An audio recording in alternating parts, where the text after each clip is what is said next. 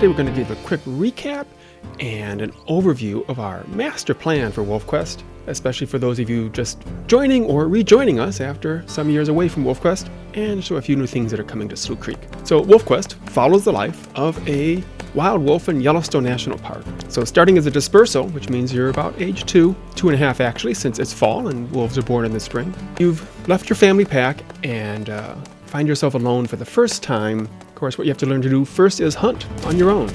Hunting's a lot more interesting now in WolfQuest Anniversary Edition than in the old game, with the new scent system and the greatly improved prey AI, all the animal AI.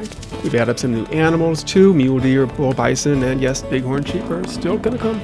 Elk are the main meal for wolves, and so you'll have to kill 2 of them in order to become sufficiently accomplished as a hunter that other dispersal wolves will consider you as a potential mate. There are a lot of other wolves roaming the slopes of Amethyst Mountain, and as a lone wolf, you'll want to explore carefully and not get cornered by wolves defending their territories. You need to be alert for other competitors too: grizzly bears, cougars, even groups of coyotes might fight a lone wolf for control of a carcass. Other competitors, foxes, ravens, and eagles, will try to get in there and eat their fill too. So once you become a decent hunter, your job is to find a mate. In Anniversary Edition, we've reworked and expanded the communication and courtship systems and added mate personalities and genetic diversity. So now the mate you choose affects the gameplay, so you can take advantage of a trial period after that initial courtship period to see if you're compatible. So that's all in the Amethyst Mountain level, which is available now in early access for PC and Mac. Multiplayer is in public beta and will be coming out in official release soon. Coming up next will be the Slough Creek episode, which runs from winter to summertime.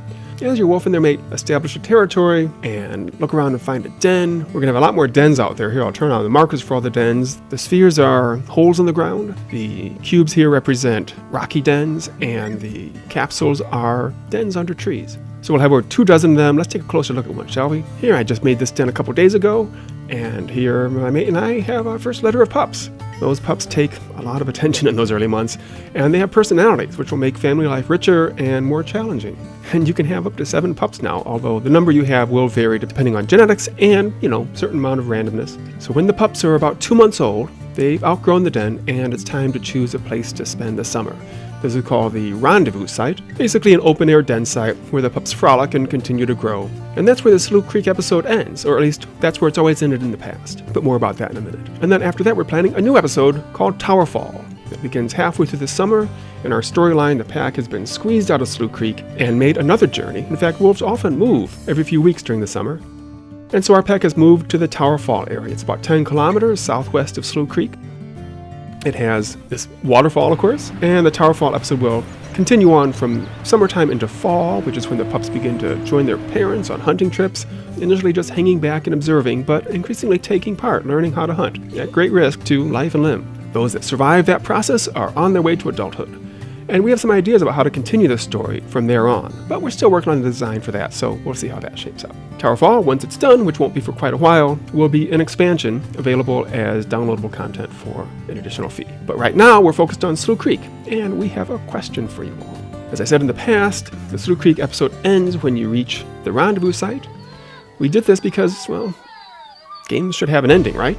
And also the pups are growing, and it would be weird and inaccurate to keep playing at the Rendezvous site with these tiny pups. But over the years, we've gotten a fair number of requests saying that the ending is too abrupt. Boom, you're done right when you get there. That's not fun. And it would be awfully nice to have some time at the Rendezvous site with your pups. So we're wondering what you all would like in Slough Creek Anniversary Edition. A proper ending, something like in the old game, maybe not exactly, but the basic idea. The game ends when you reach the Rendezvous site. Or would you like to keep playing for a while at least with your pups at the Rendezvous site? So that's our question for you all for today. Let us know your thoughts in the comments below.